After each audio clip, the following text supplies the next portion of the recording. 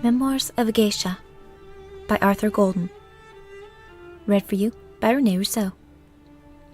Chapter 1.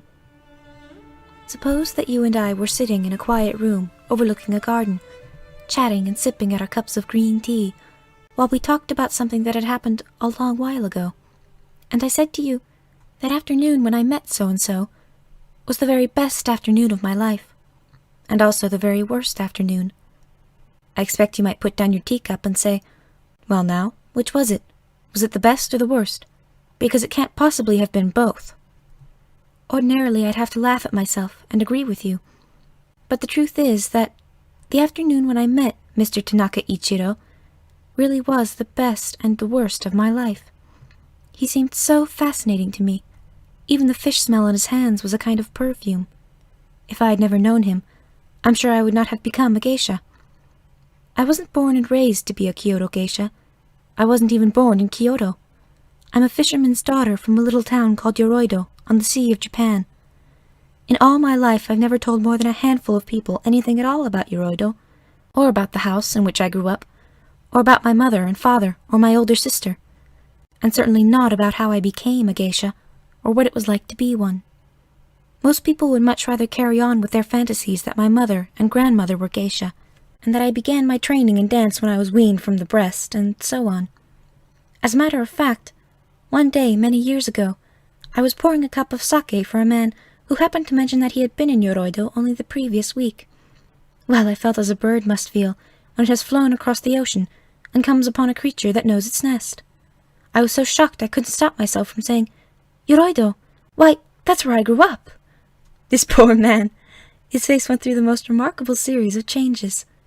He tried his best to smile, though it didn't come out well because he couldn't get the look of shock off his face. "Yoroido?" he said. "You can't mean it." I long ago developed a very practiced smile, which I call my no smile, because it resembles a no mask, whose features are frozen. Its advantage is that men can interpret it however they want. You can imagine how often I've relied on it. I decided I'd better use it just then, and of course it worked. He let out all his breath and tossed down the cup of sake I'd poured for him, before giving an enormous laugh I'm sure was prompted more by relief than anything else. "The very idea," he said, with another big laugh. "You, growing up in a dump like Yoroido? That's like making tea in a bucket." And when he laughed again, he said to me, "That's why here's so much fun, Sayuri-san. Sometimes you almost make me believe your little jokes are real." I don't much like thinking of myself as a cup of tea made in a bucket, but I suppose in a way it must be true. After all, I did grow up in Yoroido, and no one would suggest it's a glamorous spot. Hardly anyone ever visits it. As for the people who live there, they never have occasion to leave. You're probably wondering how I came to leave it myself. That's where my story begins. In our little fishing village of Yoroido, I lived in what I called a tipsy house. It stood near a cliff where the wind off the ocean was always blowing. As a child, it seemed to me as if the ocean had caught a terrible cold, because it was always wheezing, and there would be spells when it let out a huge sneeze, which is to say there was a burst of wind with a tremendous spray. I decided our tiny house must have been offended by the ocean sneezing in its face from time to time, and took to leaning back because it wanted to get out of the way. Probably it would have collapsed if my father hadn't cut a timber from a wrecked fishing boat to prop up the eaves, which made the house look like a tipsy old man leaning on his crutch. Inside this tipsy house, I lived something of a lopsided life, because from my earliest years I was very much like my mother, and hardly at all like my father or older sister. My mother said it was because we were made just the same, she and I, and it was true. We both had the same peculiar eyes, of a sort you almost never see in Japan. Instead of being dark brown like everyone else's, my mother's eyes were a translucent gray, and mine are just the same. When I was very young, I told my mother I thought someone had poked a hole in her eyes, and all the ink had drained out, which she thought very funny. The fortune-teller said her eyes were so pale because of too much water in her personality, so much that the other 4 elements were hardly present at all, and this, they explained, was why her features matched so poorly. People in the village often said she ought to have been extremely attractive because her parents had been. Well, a peach has a lovely taste, and so does a mushroom, but you can't put the two together. This was the terrible trick nature had played on her, She had her mother's pouty mouth, but her father's angular jaw, which gave the impression of a delicate picture with much too heavy a frame. And her lovely grey eyes were surrounded by thick lashes that must have been striking on her father, but in her case only made her look startled. My mother always said she'd married my father because she had too much water in her personality, and he had too much wood in his. People who knew my father understood right away what she was talking about. Water flows from place to place quickly, and always finds a crack to spill through. Wood, on the other hand, holds fast to the earth. In my father's case this was a good thing, for he was a fisherman, and a man with wood in his personality is at ease on the sea. In fact, my father was more at ease on the sea than anywhere else, and never left it far behind him. He smelled like the sea even after he had bathed. When he wasn't fishing, he sat on the floor in our dark front room, mending a fishing net. And if a fishing net had been a sleeping creature, he wouldn't even have awakened it, at the speed he worked. He did everything this slowly. Even when he summoned a look of concentration, you could run outside and drain the bath in the time it took him to rearrange his features. His face was very heavily creased, and into each crease he had tucked away some worry or another, so that it wasn't really his own face any longer, but more like a tree that had nests of birds in all the branches. He had to struggle constantly to manage it, and always looked worn out from the effort. When I was 6 or 7, I learned something about my father I'd never known. One day I asked him, "Daddy, why are you so old?" He hoisted up his eyebrows at this, so that they formed little sagging umbrellas over his eyes, and he let out a long breath, and shook his head and said, "I don't know." When I turned to my mother, she gave me a look, meaning she would answer the question for me another time. The following day, without saying a word, she walked me down the hill toward the village, and turned out a path into a graveyard in the woods. She led me to 3 graves in the corner, with 3 white marker posts much taller than I was. They had stern-looking black characters written top to bottom on them, but I hadn't attended the school in our little village long enough to know where one ended and the next began. My mother pointed to them and said, "Natsu, wife of Sakamoto Minoru." Sakamoto Minoru was the name of my father.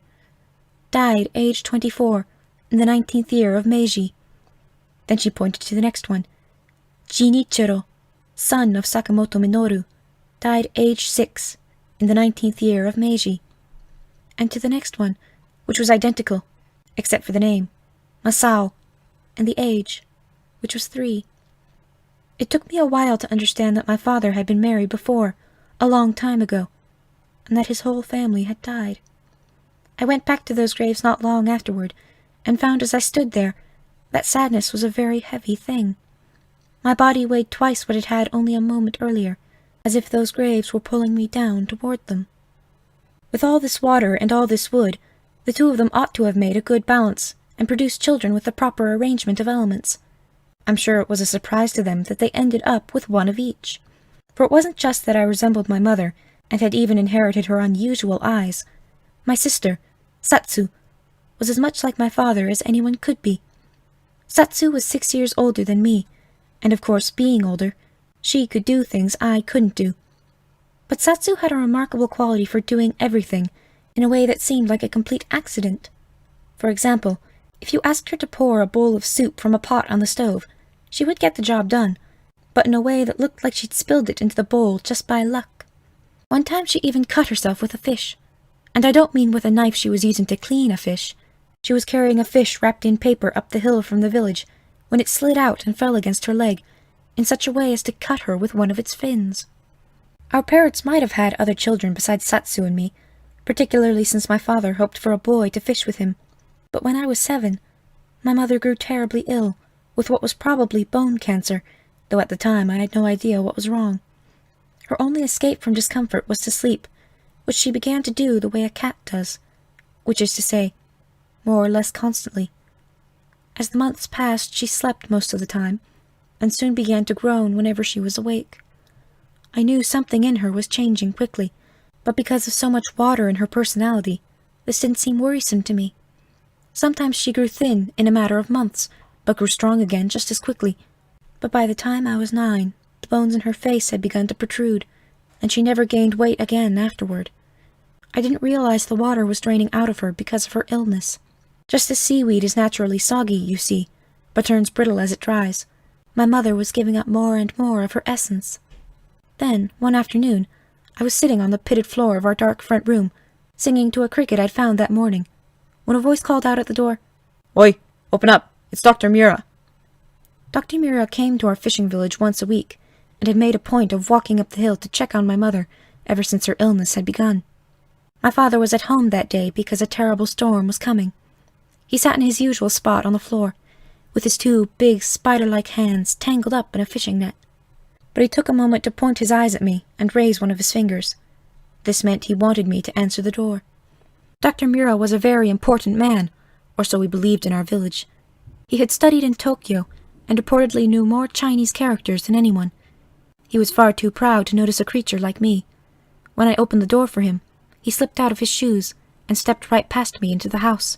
"Why, Sakamoto-san," he said to my father, "I wish I had your life. Out on the sea, fishing all day, how glorious. And then on rough days you take a rest. I see your wife is still asleep," he went on. "What a pity. I thought I might examine her." "Oh," said my father. "I won't be around next week, you know. Perhaps you might wake her for me?" My father took a while to untangle his hands from the net, but at last he stood. "Chiyo-chan," he said to me, "get the doctor a cup of tea." My name back then was Chiyo. I wouldn't be known by my geisha name, Sayuri, until years later. My father and the doctor went into the other room, where my mother lay sleeping. I tried to listen at the door, but I could hear only my mother groaning, and nothing of what they said. I occupied myself with making tea, and soon the doctor came back out, rubbing his hands together and looking very stern. My father came to join him, and they sat together at the table in the center of the room. "The time has come to say something to you, Sakamoto-san," Dr. Miura began. "You need to have a talk with one of the women in the village. Mrs. Sugi, perhaps. Ask her to make a nice new robe for your wife." "I haven't the money, doctor," my father said. "We've all grown poorer lately. I understand what you're saying. But you owe it to your wife. She shouldn't die in that tattered robe she's wearing." "So she's going to die soon?" "A few more weeks, perhaps. She's in terrible pain. Death will release her." After this, I couldn't hear their voices any longer, for in my ears I heard a sound like a bird's wings, flapping in panic. Perhaps it was my heart, I don't know. But if you've ever seen a bird, trapped inside the great hall of a temple, looking for some way out, well, that was how my mind was reacting. It had never occurred to me that my mother wouldn't simply go on being sick. I won't say I'd never wondered what might happen if she should die. I did wonder about it, in the same way I wondered what might happen if our house were swallowed up in an earthquake. There could hardly be life after such an event. "I thought I would die first," my father was saying. "You're an old man, Sakamoto-san, but your health is good. You might have 4 or 5 years. I'll leave you some more of those pills for your wife. You can give them to her 2 at a time, if you need to." They talked about the pills a bit longer, and then Dr. Mura left. My father went on sitting for a long while in silence, with his back to me. He wore no shirt, but only his loose-fitting skin. The more I looked at him, the more he began to seem like just a curious collection of shapes and textures. His spine was a path of knobs. His head, with its discolored splotches, might have been a bruised fruit. His arms were sticks wrapped in old leather, dangling from 2 bumps. If my mother died, how could I go on living in the house with him? I didn't want to be away from him, but whether he was there or not, the house would be just as empty when my mother had left it. At last, my father said my name in a whisper. I went and knelt beside him. "Something very important," he said. His face was so much heavier than usual, with his eyes rolling around almost as though he'd lost control of them. I thought he was struggling to tell me my mother would die soon, but all he said was, "Go down to the village. Bring back some incense for the altar." Our tiny Buddhist altar rested on an old crate beside the entrance to the kitchen. It was the only thing of value in our tipsy house. In front of a rough carving of Amida, the Buddha of the Western Paradise, stood tiny black mortuary tablets bearing the Buddhist names of our dead ancestors. "But, Father, wasn't there anything else?" I hoped he would reply, but he only made a gesture with his hand that meant for me to leave. The path from our house followed the edge of the sea cliffs before turning inland toward the village. Walking it on a day like this was difficult, but I remember feeling grateful that the fierce wind drew my mind from the things troubling me. The sea was violent, with waves like stones chipped into blades, sharp enough to cut. It seemed to me that the world itself was feeling just as I felt. Was life nothing more than a storm that constantly washed away what had been there only a moment before, and left behind something barren and unrecognizable? I'd never had such a thought before. To escape it, I ran down the path until the village came into view below me. Yoroido was a tiny town, just at the opening of an inlet. Usually the water was spotted with fishermen, but today I could just see a few boats coming back, looking to me, as they always did, like water bugs kicking along the surface. The storm was coming in earnest now. I could hear its roar. The fishermen on the inlet began to soften as they disappeared within the curtain of rain, and then they were gone completely. I could see the storm climbing the slope toward me. The first drops hit me like quail eggs, and in a matter of seconds I was as wet as if I'd fallen into the sea. Yoroido had only one road, leading right to the front door of the Japan Coastal Seafood Company. It was lined with a number of houses whose front rooms were used for shops. I ran across the street towards the Okada house, where dry goods were sold. But then something happened to me. One of those trivial things with huge consequences, like losing your step and falling in front of a train. The packed dirt road was slippery in the rain, and my feet went out from under me. I fell forward onto one side of my face. I suppose I must have knocked myself into a daze, because I remember only a kind of numbness, and a feeling of something in my mouth I wanted to spit out. I heard voices, and felt myself turned onto my back. I was lifted and carried. I could tell they were taking me into the Japan Coastal Seafood Company, because I smelled the odor of fish wrapping itself around me. I heard a slapping sound as they slid a catch of fish from one of the wooden tables onto the floor and laid me on its slimy surface. I knew I was wet from the rain, and bloody too, and that I was barefoot and dirty, and wearing peasant clothing. What I didn't know was that this was the moment that would change everything. For it was in this condition I found myself looking up into the face of Mr. Tanaka Ichiro. I'd seen Mr. Tanaka in our village many times before. He lived in a much larger town nearby, but came every day, for his family owned the Japan Coastal Seafood Company. He didn't wear peasant clothing like the fishermen, but rather a man's kimono, with kimono trousers that made him look to me like the illustrations you may have seen of samurai. His skin was smooth and tight as a drum. His cheekbones were shiny hillocks, like the crisp skin of a grilled fish. I'd always found him fascinating. When I was in the street throwing a beanbag with the other children, and Mr. Tanaka happened to stroll out of the seafood company, I always stopped what I was doing to watch him.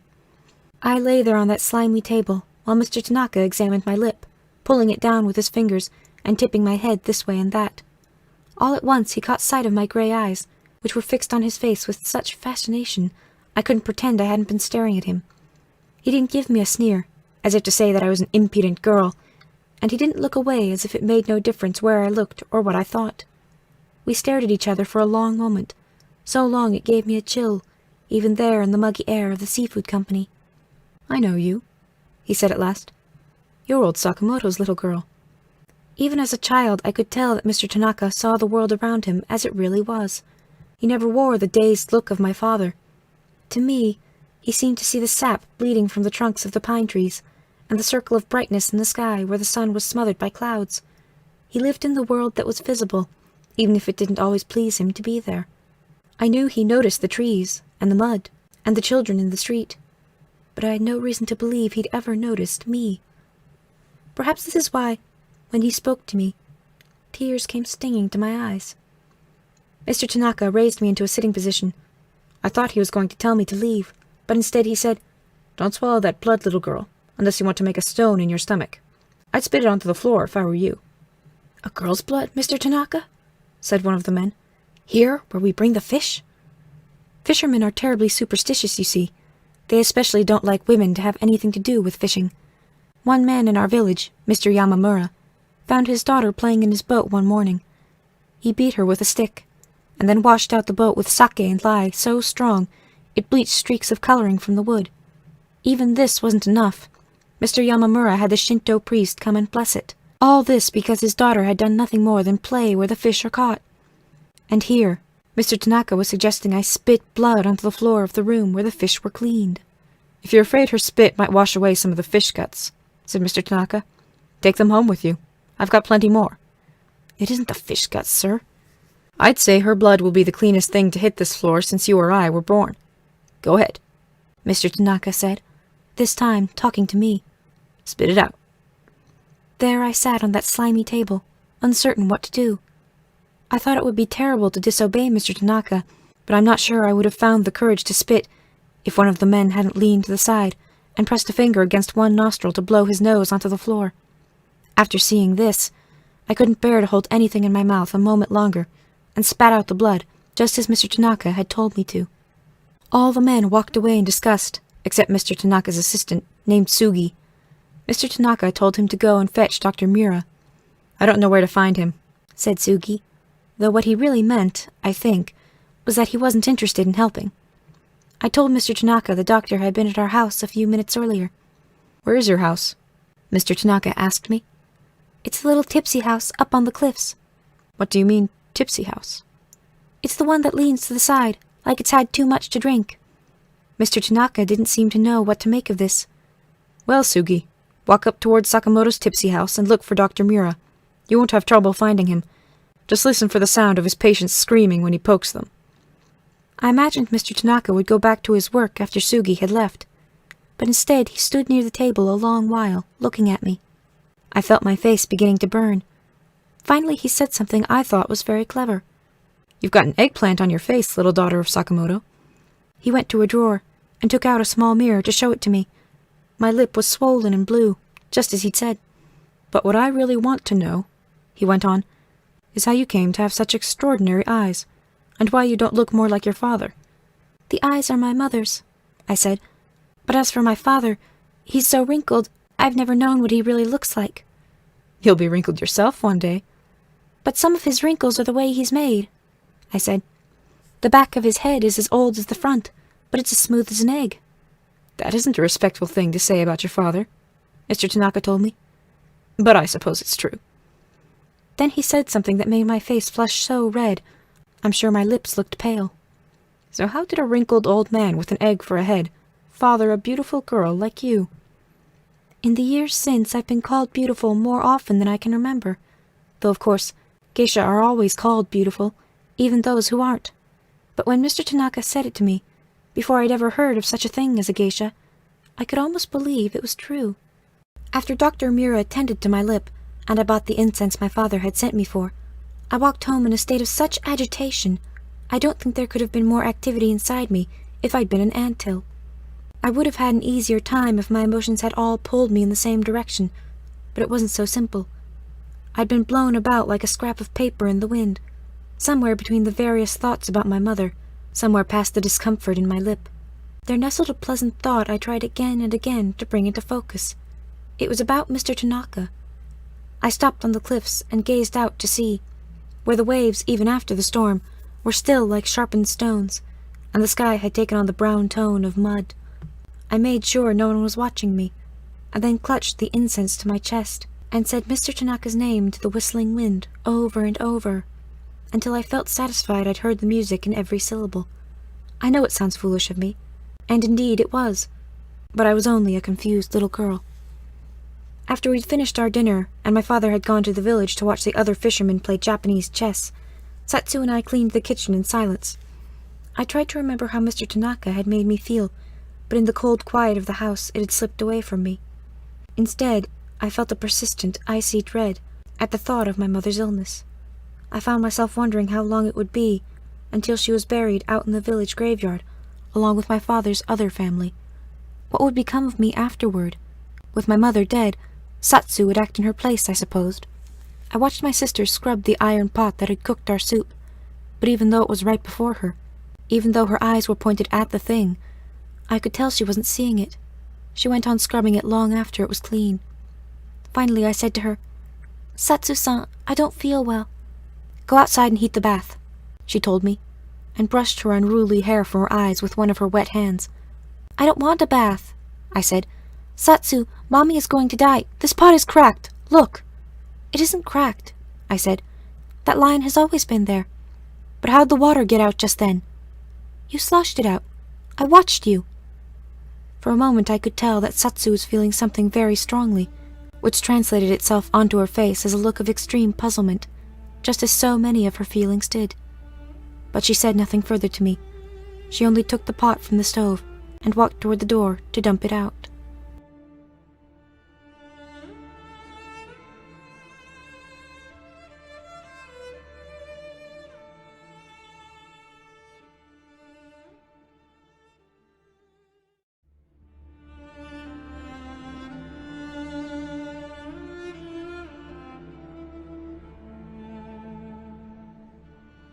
Chapter 2.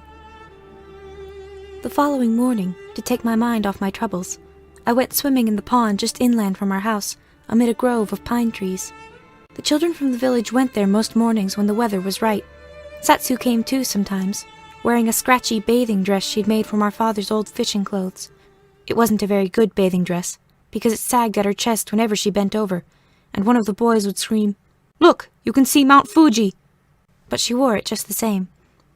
Around noontime I decided to return home for something to eat. Satsu had left much earlier with a Sugi boy, who was the son of Mr. Tanaka's assistant. She acted like a dog around him. When he went somewhere, he looked back over his shoulder to signal that she should follow, and she always did.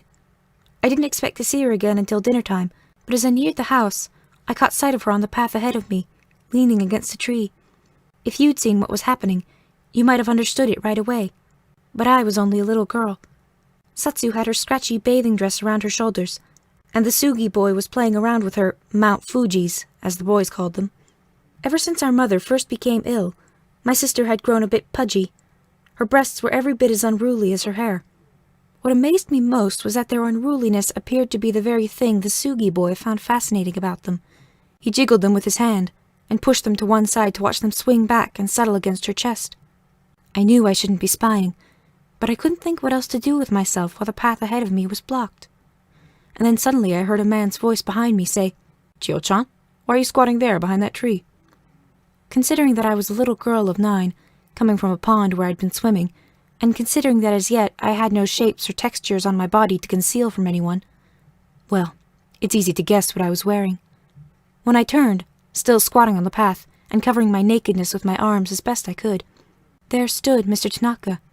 I could hardly have been more embarrassed. "That must be your tipsy house over there," he said. "And over there, that looks like the Sugi boy. He certainly looks busy. Who's that girl with him?" "Well, it might be my sister, Mr. Tanaka. I'm waiting for them to leave."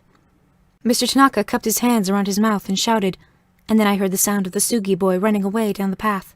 My sister must have run away too, for Mr. Tanaka told me I could go home and get some clothes now. "When you see that sister of yours," he said to me, "I want you to give her this." He handed me a packet wrapped in rice paper, about the size of a fish head. "It's some Chinese herbs," he told me. "Don't listen to Dr. Mura if he tells you they're worthless. Have your sister make tea with them and give the tea to your mother, to ease the pain. They're very precious herbs. Make sure not to waste them." "I'd better do it myself in that case, sir. My sister isn't very good at making tea." "Dr. Mura told me your mother is sick," he said. "Now you tell me your sister can't even be trusted to make tea. With your father so old, what will become of you, Chio-chan? Who takes care of you even now?" "I suppose I take care of myself these days." "I know a certain man. He's older now, but when he was a boy, about your age, his father died. The very next year, his mother died, and then his older brother ran away to Osaka and left him alone. Sounds a bit like you, don't you think?" Mr. Tanaka gave me a look, as if to say that I shouldn't dare to disagree. "That man's name is Tanaka Ichiro," he went on. "Yes, me. Although back then my name was Murahashi Ichiro. I was taken in by the Tanaka family at the age of 12. After I got a bit older, I was married to the daughter and adopted. Now I help run the family's seafood company. So things turned out all right for me in the end, you see. Perhaps something like that might happen to you, too." I looked for a moment at Mr. Tanaka's gray hair and at the creases in his brow like ruts in the bark of a tree. He seemed to me the wisest and most knowledgeable man on earth. I believed he knew things I would never know, and that he had an elegance I would never have, and that his blue kimono was finer than anything I would ever have occasion to wear. I sat before him naked, on my haunches in the dirt, with my hair tangled and my face dirty, with the smell of pond water on my skin. "I don't think anyone would ever want to adopt me," I said. "No? You're a clever girl, aren't you? Naming your house a tipsy house, saying your father's head looks like an egg." "But it does look like an egg." "It wouldn't have been a clever thing to say otherwise." Now run along, Chiyo-chan, he said. You want lunch, don't you? Perhaps if your sister's having soup, you can lie on the floor and drink what she spills. From that very moment on, I began to have fantasies that Mr. Tanaka would adopt me. Sometimes I forgot how tormented I felt during this period. I suppose I would have grasped at anything that offered me comfort. Often when I felt troubled, I found my mind returning to the same image of my mother, long before she ever began groaning in the mornings from the pains inside her. I was 4 years old, at the Oban festival in our village, the time of year when we welcomed back the spirits of the dead. After a few evenings of ceremonies in the graveyard, and fires outside the entrances of the houses to guide the spirits home, we gathered on the festival's final night at our Shinto shrine, which stood on rocks overlooking the inlet. Just inside the gate of the shrine was a clearing, decorated that evening with colored paper lanterns strung on ropes between the trees. My mother and I danced together for a while with the rest of the villagers, to the music of drums and a flute. But at last I began to feel tired, and she cradled me in her lap at the edge of the clearing. Suddenly the wind came up off the cliffs, and one of the lanterns caught fire. We watched the flame burn through the cord, and the lantern came floating down, until the wind caught it again, and rolled it through the air right towards us with a trail of gold dust streaking into the sky. The ball of fire seemed to settle on the ground, but then my mother and I watched as it rose up on the current of the wind, floating straight for us. I felt my mother release me, and then all at once she threw her arms into the fire to scatter it. But for a moment we were both awash in sparks and flames. But then the shreds of fire drifted into the trees and burned out, and no one, not even my mother, was hurt. A week or so later, when my fantasies of adoption had had plenty of time to ripen, I came home one afternoon to find Mr. Tanaka sitting across from my father at the little table in our house. I knew they were talking about something serious, because they didn't even notice me when I stepped into our entryway. I froze there to listen to them. So, Sakamoto, what do you think of my proposal? I don't know, sir, said my father. I can't picture the girls living anywhere else. I understand, but they'd be much better off, and so would you. Just see to it that they come down to the village tomorrow afternoon. At this, Mr. Tanaka stood to leave. I pretended I was just arriving so we would meet at the door. I was talking with your father about you, Chiyo-chan, he said to me. I live across the ridge in the town of Senzuru. It's bigger than Yoroido. I think you'd like it. Why don't you and Satsu-san come there tomorrow? You'll see my house and meet my little daughter. Perhaps you'll stay the night? Just one night, you understand. And then I'll bring you back to your home again. How would that be? I said it would be very nice, and I did my best to pretend no one had suggested anything out of the ordinary to me. But in my head it was as though an explosion had occurred. My thoughts were in fragments I could hardly piece together. Certainly it was true that a part of me hoped desperately to be adopted by Mr. Tanaka after my mother died, but another part of me was very much afraid.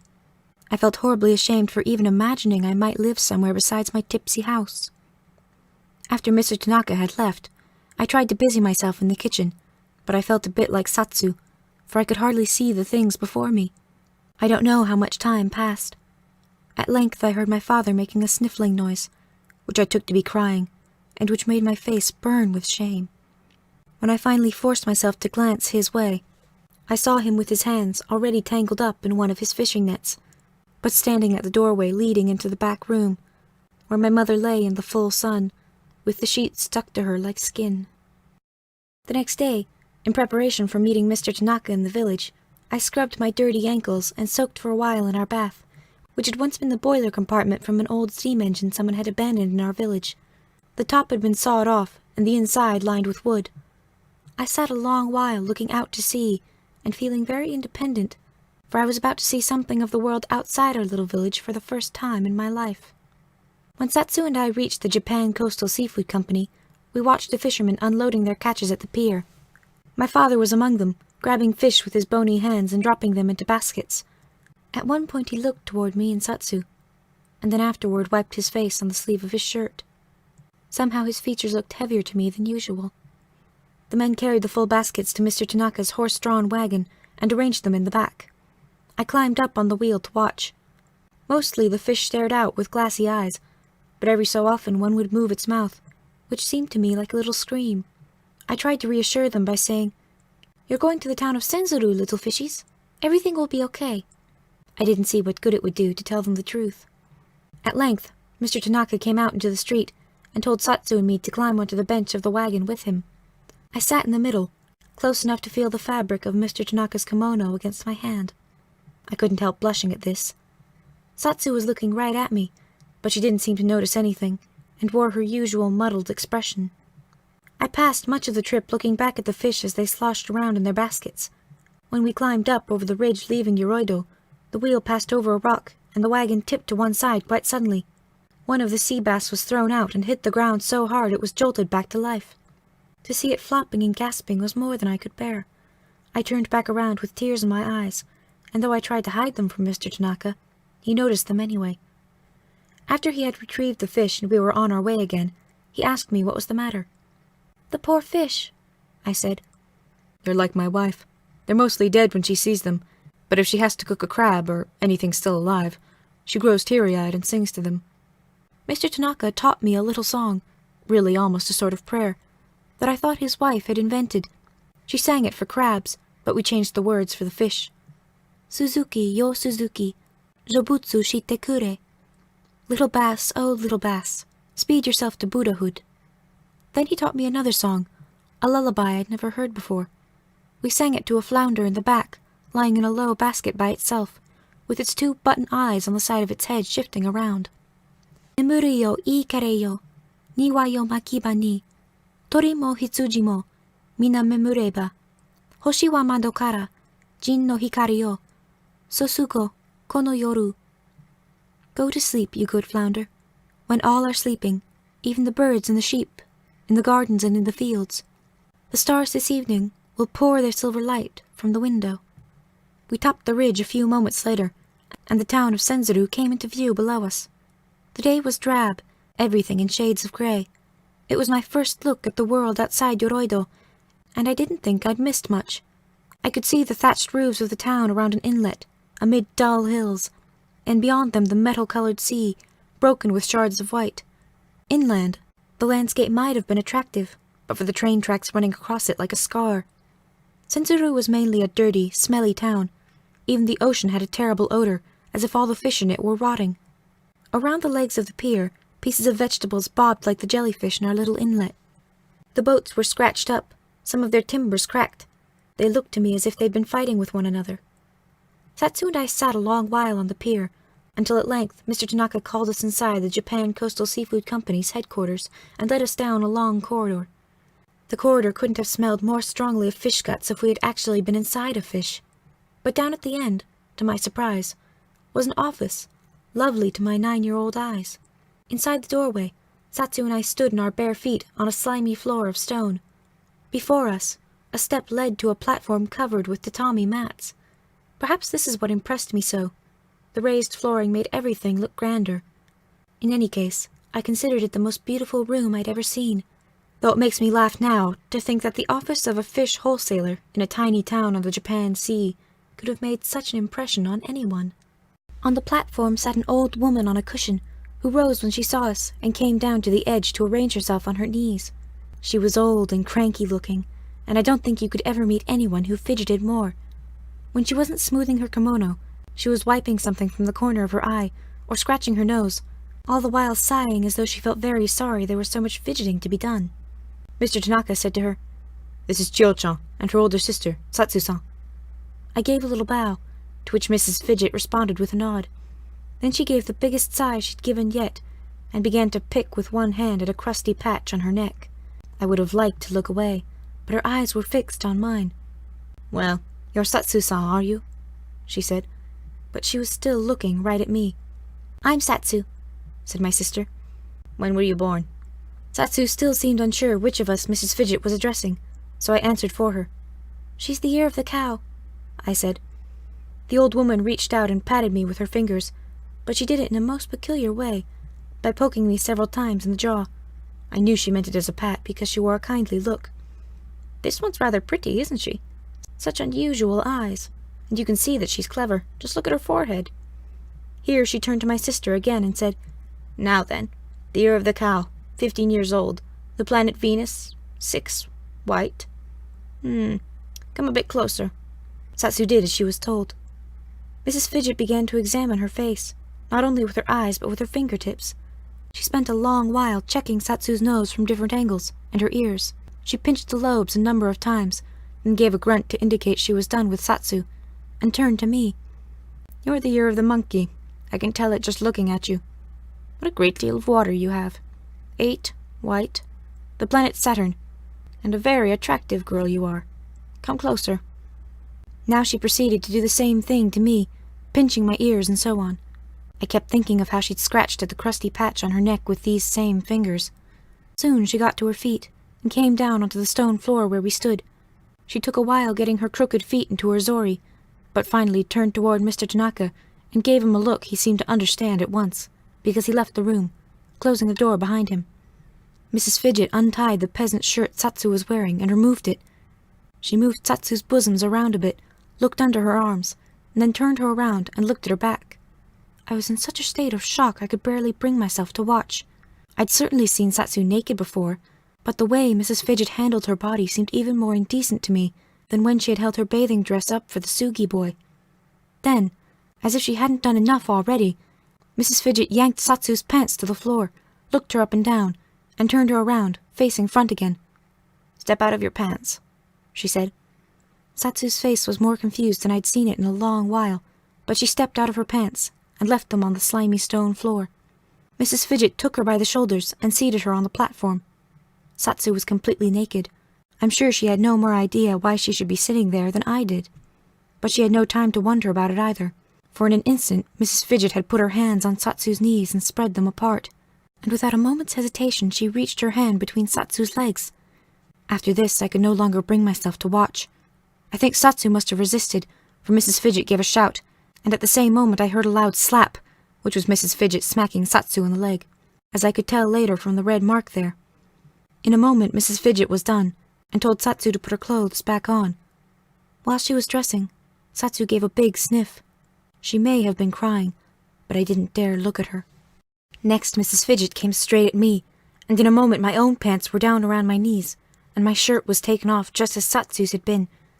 I had no bosoms for the old woman to move around, but she looked under my arms just as she'd done with my sister, and turned me around too, before seating me on the platform and pulling my pants off my legs.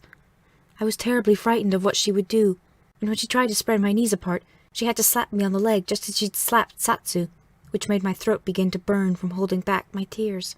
She put a finger between my legs and gave what felt to me like a pinch, in such a way that I cried out. When she told me to dress again, I felt as a dam must feel when it's holding back an entire river. But I was afraid if Satsu or I began to sob like little children, we might look bad in Mr. Tanaka's eyes. "The girls are healthy," she said to Mr. Tanaka when he came back into the room, "and very suitable. Both of them are intact. The older one has far too much wood, but the younger one has a good deal of water. Pretty too, don't you think? Her older sister looks like a peasant beside her. I'm sure they're both attractive girls, in their way," he said. "Why don't we talk about it while I walk you out? The girls will wait here for me." When Mr. Tanaka had closed the door behind them, I turned to see Satsu sitting on the edge of the platform, gazing upward toward the ceiling. Because of the shape of her face, tears were pooled along the tops of her nostrils, and I burst into tears myself the moment I saw her upset. I felt myself to blame for what had happened, and wiped her face with the corner of my peasant shirt. "Who is that terrible woman?" she said to me. "She must be a fortune-teller. Probably Mr. Tanaka wants to know as much about us as he can. But why should she look at us in that horrible way? Satsu-san, don't you understand?" I said. "Mr. Tanaka is planning to adopt us." When she heard this, Satsu began to blink as if a bug had crawled into her eye. "What are you talking about?" she said. "Mr. Tanaka can't adopt us. Father is so old, and now that our mother is sick, I think Mr. Tanaka is worried about our future. There won't be anyone to take care of us." Satsu stood, she was so agitated to hear this. In a moment her eyes had begun to squint, and I could see she was hard at work, willing herself to believe that nothing was going to take us from our tipsy house. She was squeezing out the things I'd told her, in the same way you might squeeze water from a sponge. Slowly her face began to relax again, and she sat down once more on the edge of the platform. In a moment she was gazing around the room, as if we'd never had the conversation at all. Mr. Tanaka's house lay at the end of a lane just outside the town. The glade of pine trees surrounding it smelled as richly as the ocean back on the sea cliffs at our house, and when I thought of the ocean, and how I would be trading one smell for another, I felt a terrible emptiness I had to pull myself away from, just as you might step back from a cliff after peering over it. The house was grander than anything in Yoroido, with enormous eaves like our village shrine, and when Mr. Tanaka stepped up into his entryway, he left his shoes right where he walked out of them, because a maid came and stood them on a shelf for him. Satsu and I had no shoes to put away, but just as I was about to walk into the house, I felt something strike me softly on my backside, and a pine cone fell onto the wood floor between my feet. I turned to see a young girl about my age, with very short hair, running to hide behind a tree. She peered out to smile at me with a triangle of empty space between her front teeth, and then ran away, looking back over her shoulder so I'd be certain to chase her. It may sound peculiar, but I'd never had the experience of actually meeting another little girl. Of course I knew the girls in my village, but we'd grown up together and had never done anything that might be called meeting. But Kuniko, for that was the name of Mr. Tanaka's little daughter, was so friendly from the first instant I saw her, I thought it might be easy for me to move from one world into another. Kuniko's clothing was much more refined than mine, and she wore zori, but being the village girl I was, I chased her out into the woods barefoot until I caught up to her at a sort of playhouse made from the sawed-off branches of a dead tree. She'd laid out rocks and pine cones to make rooms. In one, she pretended to serve me tea out of a cracked cup. In another, we took turns nursing her baby doll, a little boy named Taro, who was really nothing more than a canvas bag stuffed with dirt. Taro loved strangers, said Kuniko, but he was very frightened of earthworms, and by a most peculiar coincidence, so was Kuniko. When we encountered one, Kuniko made sure I carried it outside in my fingers before poor Taro should burst into tears. I was delighted at the prospect of having Kuniko for a sister. In fact, the majestic trees and the pine smell, even Mr. Tanaka, all began to seem almost insignificant to me in comparison. The difference between life here at the Tanaka's house and life in Yoroido was as great as the difference between the odor of something cooking and a mouthful of delicious food. As it grew dark, we washed our hands and feet at the well and went inside to take our seats on the floor around a square table. I was amazed to see steam from the meal we were about to eat rising up into the rafters of a ceiling high above me, with electric lights hanging down over our heads. The brightness of the room was startling. I'd never seen such a thing before. Soon the servants brought our dinner: grilled salted sea bass, pickles, soup, and steamed rice. But the moment we began to eat, the lights went out. Mr. Tanaka laughed. This happened quite often, apparently. The servants went around, lighting lanterns that hung on wooden tripods. No one spoke very much as we ate. I'd expected Mrs. Tanaka to be glamorous, but she looked like an older version of Satsu, except that she smiled a good deal. After dinner, she and Satsu began playing a game of Go, and Mr. Tanaka stood and called a maid to bring his kimono jacket. In a moment, Mr. Tanaka was gone, and after a short delay, Kuniko gestured to me to follow her out the door. She put on straw zori and lent me an extra pair. I asked her where we were going. "Quietly," she said. "We're following my daddy. I do it every time he goes out. It's a secret." We headed up the lane and turned on the main street toward the town of Senzuru, following some distance behind Mr. Tanaka. In a few minutes, we were walking among the houses of the town, and then Kuniko took my arm and pulled me down a side street. At the end of a stone walkway between two houses, we came to a window covered with paper screens that shone with the light inside. Kuniko put her eye to a hole torn just at eye level in one of the screens. While she peered in, I heard the sounds of laughter and talking, and someone singing to the accompaniment of a shamisen. At length she stepped aside so I could put my own eye to the hole. Half the room inside was blocked from my view by a folding screen, but I could see Mr. Tanaka seated on the mats with a group of 3 or 4 men. An old man beside him was telling a story about holding a ladder for a young woman and peering up her robe. Everyone was laughing except Mr. Tanaka, who gazed straight ahead, toward the part of the room blocked from my view. An older woman in kimono came with a glass for him, which he held while she poured beer. Mr. Tanaka struck me as an island in the midst of the sea, because although everyone else was enjoying the story, even the elderly woman pouring the beer, Mr. Tanaka just went on staring at the other end of the table. I took my eye from the hole to ask Kuniko what sort of a place this was. "It's a tea house," she told me, "where geisha entertain. My daddy comes here almost every night. I don't know why he likes it so. The women pour drinks and the men tell stories, except when they sing songs. Everybody ends up drunk."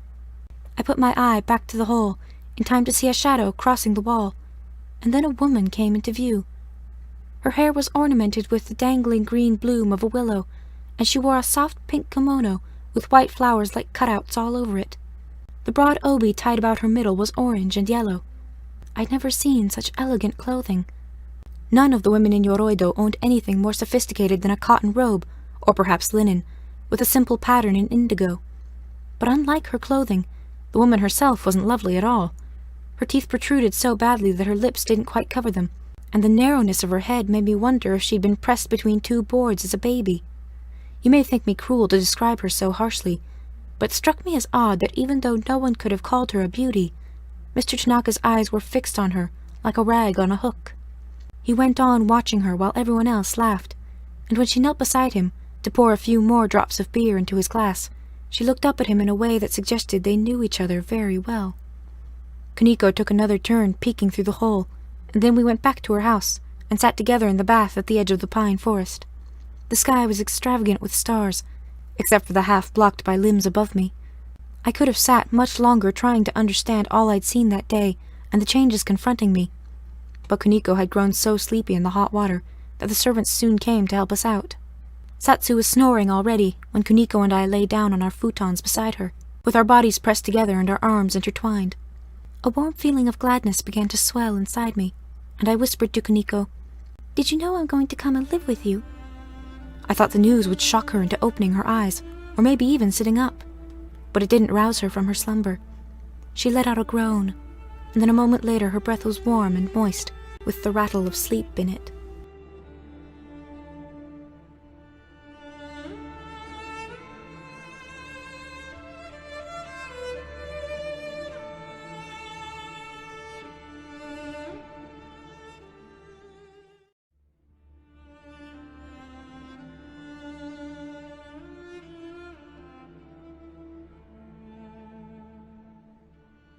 Chapter 3. Back at home, my mother seemed to have grown sicker in the day I'd been away, or perhaps it was just that I'd managed to forget how ill she really was. Mr. Tanaka's house had smelled of smoke and pine, but ours smelled of her illness in a way I can't even bear to describe. Satsu was working in the village during the afternoon, so Mrs. Sugi came to help me bathe my mother. When we carried her out of the house, her rib cage was broader than her shoulders, and even the whites of her eyes were cloudy. I could only endure seeing her this way by remembering how I'd once felt stepping out of the bath with her while she was strong and healthy, when the steam had risen from our pale skin as if we were two pieces of boiled radish. I found it hard to imagine that this woman, whose back I'd so often scraped with a stone, and whose flesh had always seemed firmer and smoother to me than Satsu's, might be dead before the end of summer. That night, while lying on my futon, I tried to picture the whole confusing situation from every angle, to persuade myself that things would somehow be all right. To begin with, I wondered, how could we go on living without my mother? Even if we did survive, and Mr. Tanaka adopted us, would my own family cease to exist?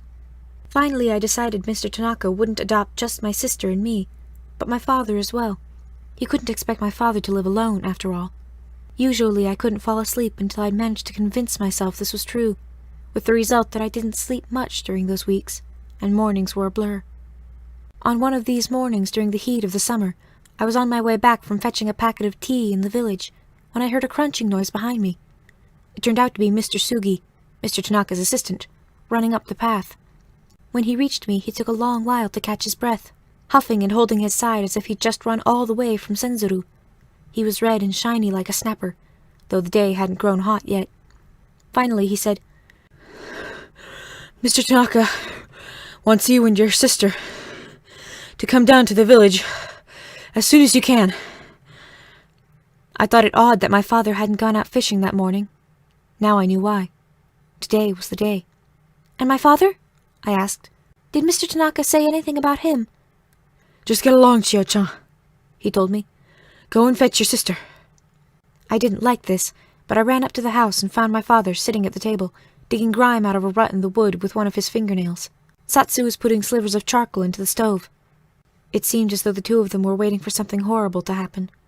I said, "Father, Mr. Tanaka wants Satsu-san and me to go down to the village." Satsu took off her apron, hung it on a peg, and walked out the door.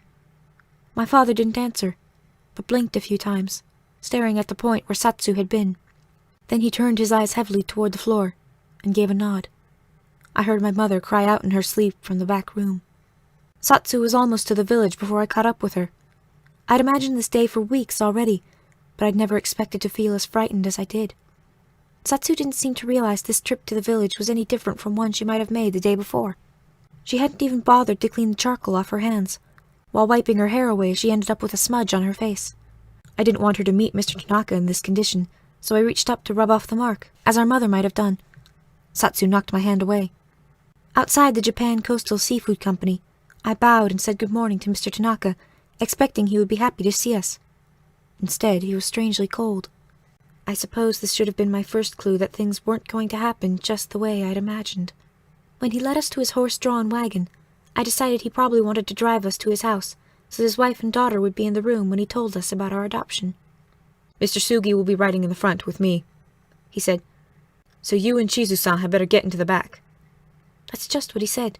Shizu-san. I thought it very rude of him to get my sister's name wrong that way, but she didn't seem to notice. She climbed into the back of the wagon and sat down among the empty fish baskets, putting one of her hands flat onto the slimy planks. And then, with the same hand, she wiped a fly from her face, leaving a shiny patch on her cheek. I didn't feel as indifferently about the slime as Satsu did. I couldn't think about anything but the smell, and about how satisfied I would feel to wash my hands, and perhaps even my clothes, when we reached Mr. Tanaka's house. During the trip, Satsu and I didn't speak a word until we topped the hill overlooking Senzuru, when all of a sudden she said, "A train!" I looked out to see a train in the distance, making its way toward the town. The smoke rolled downwind in a way that made me think of the skin being shed from a snake. I thought this was clever, and tried explaining it to Satsu, but she didn't seem to care. Mr. Tanaka would have appreciated it, I thought, and so would Kuniko. I decided to explain it to both of them when we reached the Tanaka's home. Then suddenly I realized we weren't headed in the direction of Mr. Tanaka's home at all. The wagon came to a stop a few minutes later on a patch of dirt beside the train tracks, just outside the town. A crowd of people stood with sacks and crates piled around them, and there, to one side of them, was Mrs. Fidget, standing beside a peculiarly narrow man wearing a stiff kimono. He had soft black hair, like a cat's, and held in one of his hands a cloth bag suspended from a string. He struck me as out of place in Senzuru, particularly there beside the farmers and the fishermen with their crates, and an old hunched woman wearing a rucksack of yams. Mrs. Fidget said something to him, and when he turned and peered at us, I decided at once that I was frightened of him. Mr. Tanaka introduced us to this man, whose name was Beku. Mr. Beku said nothing at all, but only looked closely at me, and seemed puzzled by Satsu. Mr. Tanaka said to him, "I've brought Sugi with me from Yoroido. Would you like him to accompany you? He knows the girls, and I can spare him for a day or so." No, said Mr. Beku, waving his hand. I certainly hadn't expected any of this. I asked where we were going, but no one seemed to hear me, so I came up with an answer for myself. I decided Mr. Tanaka had been displeased by what Mrs. Fidget had told him about us, and that this curiously narrow man, Mr. Beku, planned to take us somewhere to have our fortunes told more completely. Afterward we would be returned to Mr. Tanaka. While I tried my best to soothe myself with these thoughts, Mrs. Fidget, wearing a pleasant smile, led Satsu and me some distance down the dirt platform. When we were too far away for the others to hear us, her smile vanished, and she said, "Now listen to me. You are both naughty girls." She looked around, to be sure no one was watching, and then hit us on the tops of our heads. She didn't hurt me, but I cried out in surprise. "If you do something to embarrass me," she went on, "I'll make you pay for it. Mr. Beku is a stern man. You must pay attention to what he says. If he tells you to crawl under the seat of the train, you'll do it. Understand?" From the expression on Mrs. Fidget's face, I knew I should answer her or she might hurt me, but I was in such shock I couldn't speak. And then, just as I'd feared, she reached out and began pinching me so hard on the side of my neck that I couldn't even tell which part of me hurt. I felt as if I'd fallen into a tub of creatures that were biting me everywhere, and I heard myself whimper. The next thing I knew, Mr. Tanaka was standing beside us. "What's going on here?" he said. "If you have something more to say to these girls, say it while I'm standing here. There's no cause for you to treat them this way." "I'm sure we have a great many more things to talk about. But the train is coming," Mrs. Fidget said. And it was true. I could see it curling around a turn not far in the distance. Mr. Tanaka led us back up to the platform, to where the farmers and old women were gathering their things. Soon the train came to a stop before us. Mr. Beku, in his stiff kimono, wedged himself between Satsu and me, and led us by our elbows into the train car. I heard Mr. Tanaka say something, but I was too confused and upset to understand it. I couldn't trust what I heard. It might have been, Matayo, we'll meet again. Or this, Mateo, wait. Or even this, Ma, Deo. Well, let's go. When I peered out the window, I saw Mr. Tanaka walking back toward his cart and Mrs. Fidget wiping her hands all over her kimono. After a moment, my sister said, Cho-chan! I buried my face in my hands, and honestly, I would have plunged in anguish through the floor of the train if I could have, because the way my sister said my name, she hardly needed to say anything more. Do you know where we're going? She said to me.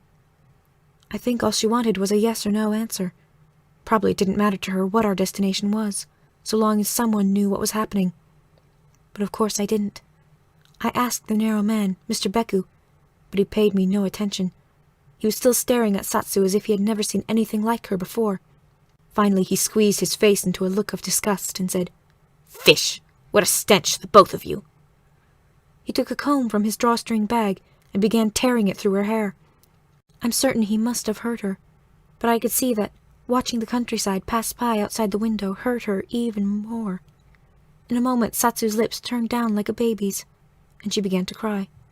Even if she'd hit me and yelled at me, I wouldn't have ached as much as I did watching her whole face tremble. Everything was my fault. An old peasant woman with her teeth bared like a dog's came over with a carrot for Satsu, and after giving it to her, asked where she was going. Kyoto, Mr. Beku answered. I felt so sick with worry at hearing this, I couldn't bring myself to look Satsu in the eye any longer. Even the town of Senzuru seemed a remote, far-away place. As for Kyoto, it sounded as foreign to me as Hong Kong or even New York, which I'd once heard Dr. Mura talk about. For all I knew, they ground up children in Kyoto and fed them to dogs. We were on the train for many hours, without food to eat. The sight of Mr. Beku, taking a wrapped-up lotus leaf from his bag and unwrapping it to reveal a rice ball sprinkled with sesame seeds, certainly got my attention. But when he took it in his bony fingers and pressed it into his mean little mouth without so much as looking at me, I felt as if I couldn't take another moment of torment. We got off the train at last in a large town, which I took to be Kyoto, but after a time another train pulled into the station, and we boarded it. This one did take us to Kyoto. It was much more crowded than the first train had been, so that we had to stand. By the time we arrived, as evening was approaching, I felt as sore as a rock must feel when the waterfall has pounded on it all day long. I could see little of the city as we neared Kyoto Station, but then, to my astonishment, I caught a glimpse of rooftops reaching as far as the base of hills in the distance. I could never have imagined a city so huge. Even to this day, the sight of streets and buildings from a train often makes me remember the terrible emptiness and fear I felt on that curious day when I first left my home. Back then, around 1930, a fair number of rickshaws still operated in Kyoto. In fact, so many were lined up before the station that I imagined no one went anywhere in this big city unless it was in a rickshaw, which couldn't have been further from the truth. Perhaps 15 or 20 of them sat pitched forward onto their poles, with their drivers squatting nearby, smoking or eating. Some of the drivers even lay curled up asleep right there in the filth of the street. Mr. Beku led us by our elbows again, as if we were a couple of buckets he was bringing back from the well. He probably thought I'd have run away if he'd let go of me a moment, but I wouldn't have. Wherever he was taking us, I preferred it to being cast out alone into that great expanse of streets and buildings, as foreign to me as the bottom of the sea.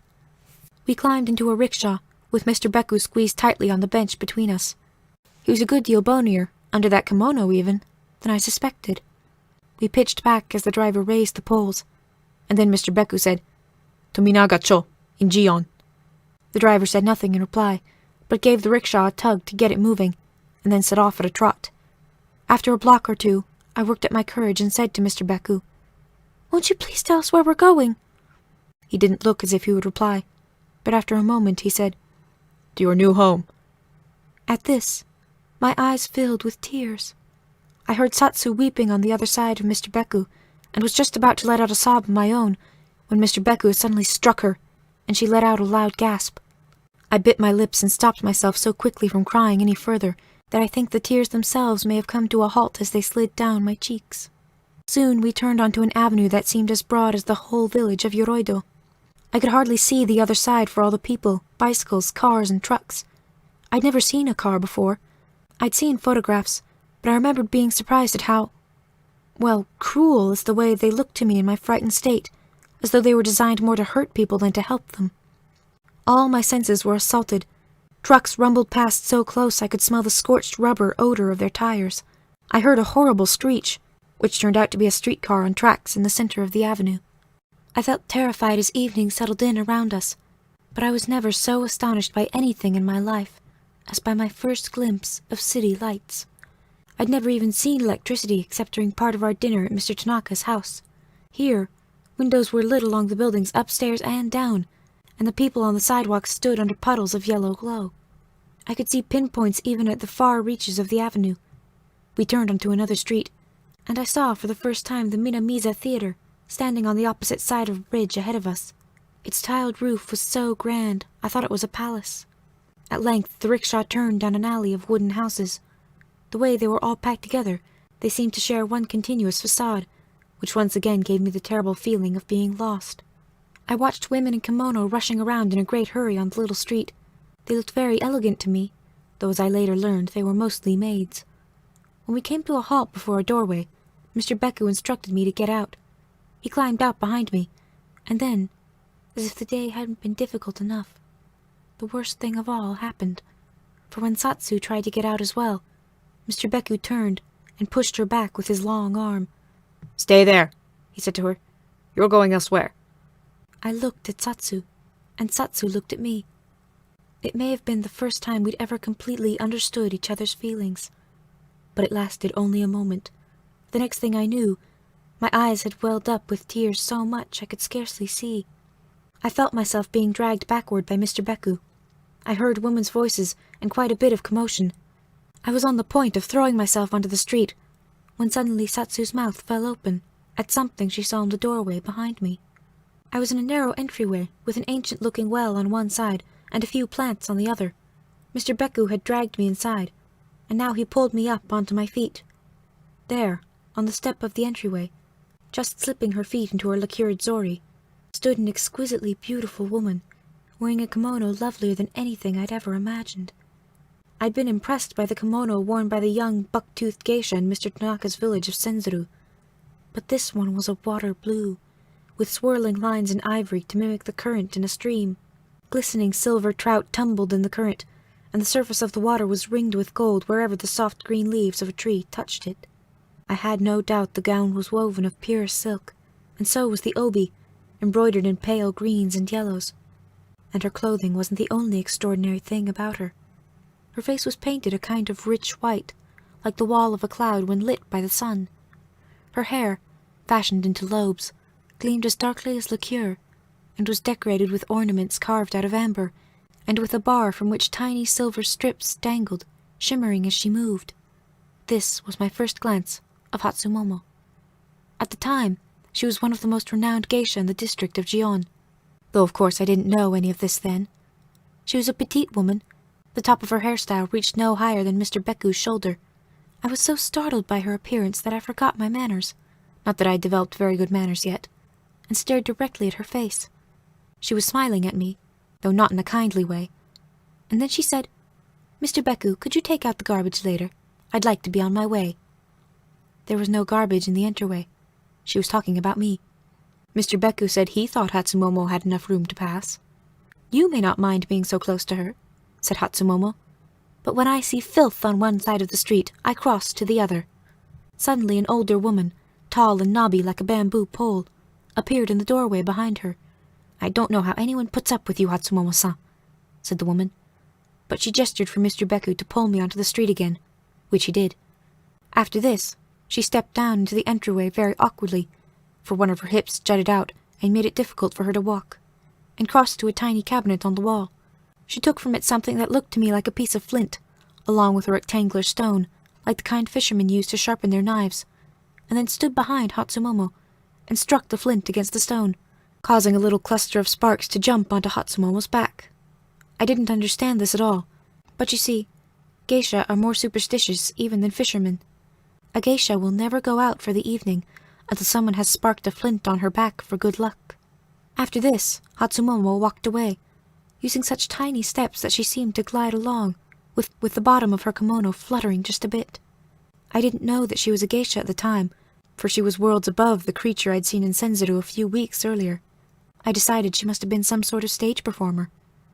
We all watched her float away, and then Mr. Beku handed me over to the older woman in the entryway. He climbed back into the rickshaw with my sister, and the driver raised the poles. But I never saw them leave, because I was slumped down in the entryway in tears. The older woman must have taken pity on me. For a long while I lay there sobbing in my misery without anyone touching me.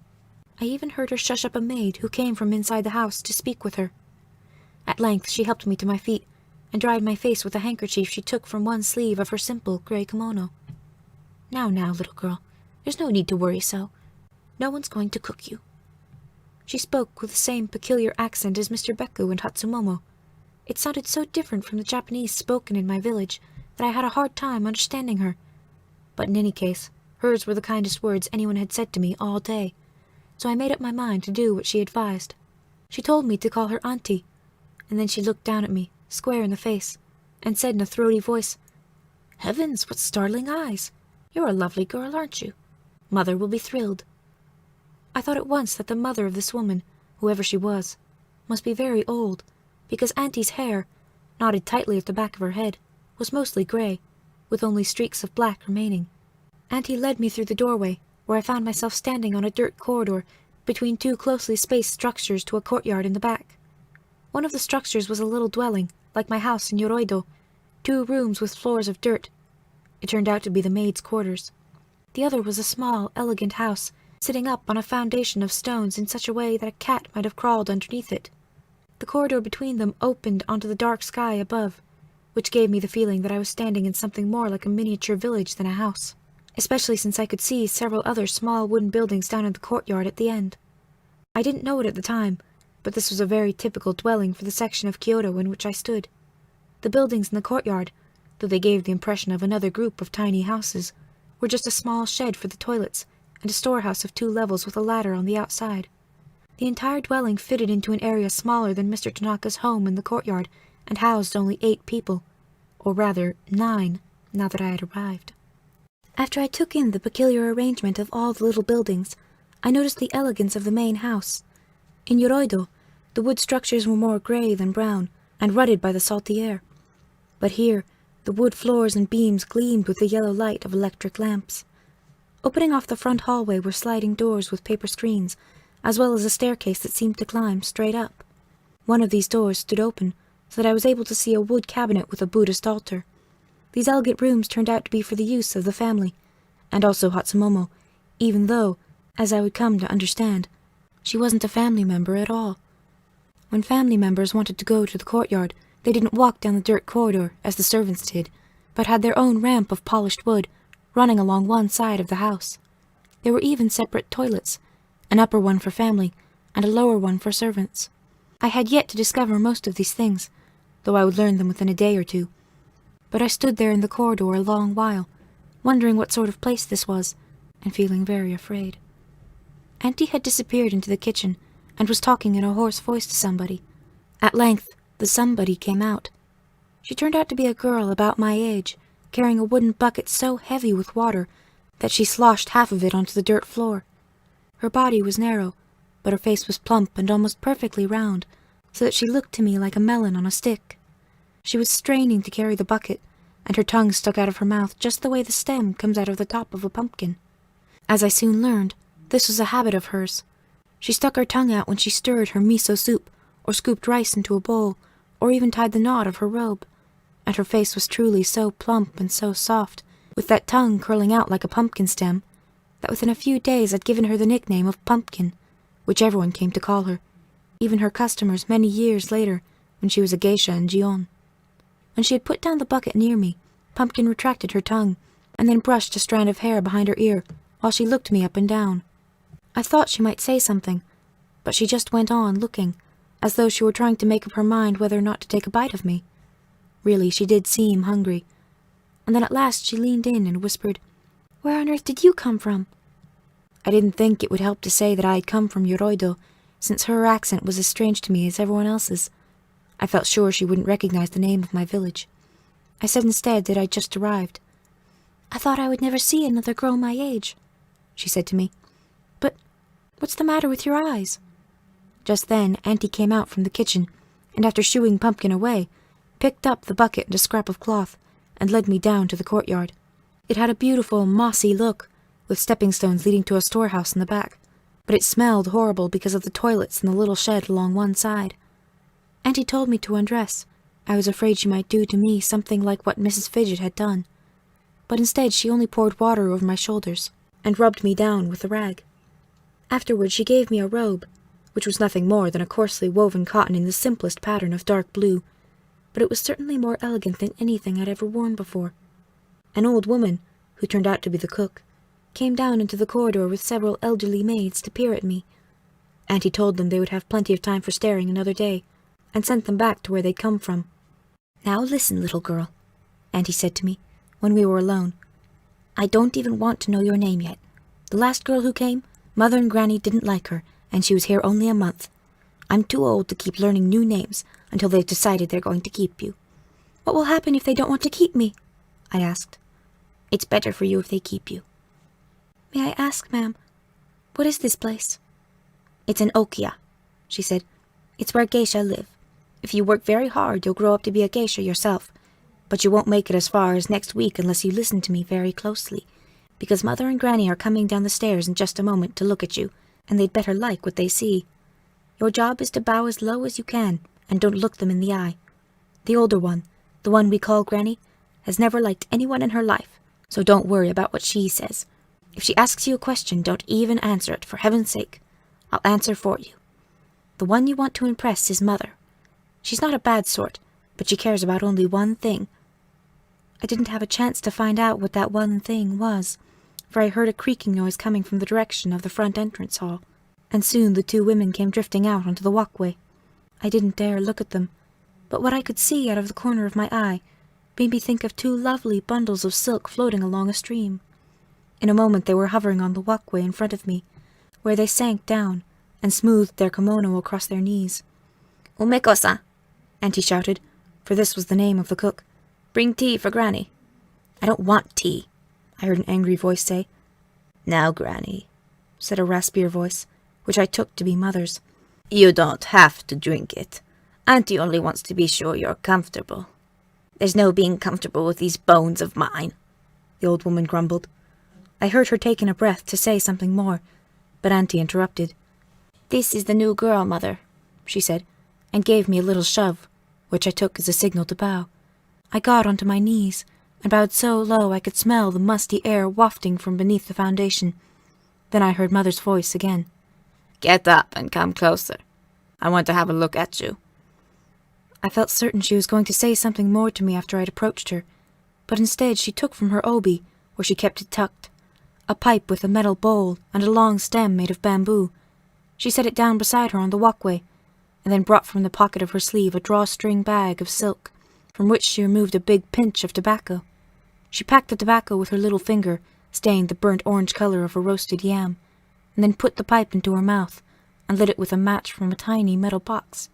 Now she took a close look at me for the first time, puffing on her pipe, while the old woman beside her sighed. I didn't feel I could look at Mother directly, but I had the impression of smoke seeping out of her face, like steam from a crack in the earth. I was so curious about her that my eyes took on a life of their own and began to dart about. The more I saw of her, the more fascinated I became. Her kimono was yellow, with willowy branches bearing lovely green and orange leaves. It was made of silk gauze as delicate as a spider's web. Her obi was every bit as astonishing to me. It was a lovely gauzy texture too, but heavier looking, in russet and brown with gold threads woven through. The more I looked at her clothing, the less I was aware of standing there on that dirt corridor, or of wondering what had become of my sister, and my mother and father, and what would become of me. Every detail of this woman's kimono was enough to make me forget myself. And then I came upon a rude shock, for there, above the collar of her elegant kimono, was a face so mismatched to the clothing that it was as though I'd been patting a cat's body, only to discover that it had a bulldog's head. She was a hideous-looking woman, though much younger than Auntie, which I hadn't expected. It turned out that Mother was actually Auntie's younger sister, though they called each other Mother and Auntie, just as everyone else in the Okia did. Actually, they weren't really sisters in the way Satsu and I were. They hadn't been born into the same family, but Granny had adopted them both. I was so dazed as I stood there, with so many thoughts running through my mind, that I ended up doing the very thing Auntie had told me not to do. I looked straight into Mother's eyes. When I did, she took the pipe from her mouth, which caused her jaw to fall open like a trapdoor. And even though I knew I should, at all costs, look down again, her peculiar eyes were so shocking to me in their ugliness that I could do nothing but stand there staring at them. Instead of being white and clear, the whites of her eyes had a hideous yellow cast, and made me think at once of a toilet into which someone had just urinated. They were rimmed with the raw lip of her lids, in which a cloudy moisture was pooled, and all around them the skin was sagging. I drew my eyes downward as far as her mouth, which still hung open. The colors of her face were all mixed up. The rims of her eyelids were red like meat, and her gums and teeth were gray. And to make things more horrible, each of her lower teeth seemed to be anchored in a little pool of blood at the gums. This was due to some sort of deficiency in Mother's diet over the past years, as I later learned. But I couldn't help feeling, the more I looked at her, that she was like a tree that had begun to lose its leaves. I was so shocked by the whole effect that I think I must have taken a step back, or let out a gasp, or in some way given her some hint of my feelings, for all at once she said to me, in that raspy voice of hers, "What are you looking at?" "I'm very sorry, ma'am. I was looking at your kimono," I told her. "I don't think I've ever seen anything like it." This must have been the right answer, if there was a right answer, because she let out something of a laugh, though it sounded like a cough. "So you like it, do you?" she said, continuing to cough or laugh. I couldn't tell which. "Do you have any idea what it cost?" "No, ma'am." "More than you did, that's for certain." Here, the maid appeared with tea. While it was served, I took the opportunity to steal a glance at Granny. Whereas Mother was a bit on the plump side, with stubby fingers and a fat neck, Granny was old and shriveled. She was at least as old as my father, but she looked as if she'd spent her years stewing herself into a state of concentrated meanness. Her grey hair made me think of a tangle of silk threads, for I could see right through them to her scalp, and even her scalp looked mean because of patches where the skin was colored red or brown from old age. She wasn't frowning exactly, but her mouth made the shape of a frown in its natural state anyway. She took in a great big breath in preparation to speak, and then, as she let it out again, she mumbled, "Didn't I say I don't want any tea?" After this, she sighed and shook her head, and then said to me, "How old are you, little girl?" "She's the year of the monkey," Auntie answered for me. "That fool cook is a monkey," Granny said. 9 years old, said Mother. "What do you think of her, Auntie?" Auntie stepped around in front of me and tipped my head back to look at my face. "She has a good deal of water." "Lovely eyes," said Mother. "Did you see them, Granny?" "She looks like a fool to me," Granny said. "We don't need another monkey anyway." "Oh, I'm sure you're right," Auntie said. "Probably she's just as you say, but she looks to me like a very clever girl, and adaptable. You can see from the shape of her ears." "With so much water in her personality," Mother said. "Probably she'll be able to smell a fire before it has even begun. Won't that be nice, Granny? You won't have to worry any longer about our storehouse burning with all our kimono in it." Granny, as I went on to learn, was more terrified of fire than beer is of a thirsty old man. "Anyway, she's rather pretty, don't you think?" Mother added. "There are too many pretty girls in Gion," said Granny. "What we need is a smart girl, not a pretty girl. That Tatsumomo's as pretty as they come, and look at what a fool she is." After this, Granny stood, with Auntie's help, and made her way back up the walkway, though I must say that to watch Auntie's clumsy gait, because of her one hip jutting out farther than the other, it wasn't at all obvious which of the two women had the easier time walking. Soon I heard the sound of a door in the front entrance hall sliding open and then shut again, and Auntie came back. "Do you have lice, little girl?" Mother asked me. "No," I said. "You're going to have to learn to speak more politely than that. Auntie, be kind enough to trim her hair, just to be sure." Auntie called a servant and asked for shears. "Well, little girl," Mother told me, "you're in Kyoto now. You'll learn to behave or get a beating, and it's Granny gives the beatings around here, so you'll be sorry. My advice to you is, work very hard, and never leave the Okia without permission. Do as you're told, don't be too much trouble, and you might begin learning the arts of a geisha 2 or 3 months from now. I didn't bring you here to be a maid. I'll throw you out if it comes to that." Mother puffed on her pipe and kept her eyes fixed on me. I didn't dare move until she told me to. I found myself wondering if my sister was standing before some other cruel woman, in another house somewhere in this horrible city, and I had a sudden image in my mind of my poor, sick mother, propping herself on one elbow upon her futon and looking around to see where we had gone. I didn't want Mother to see me crying, but the tears pooled in my eyes before I could think of how to stop them.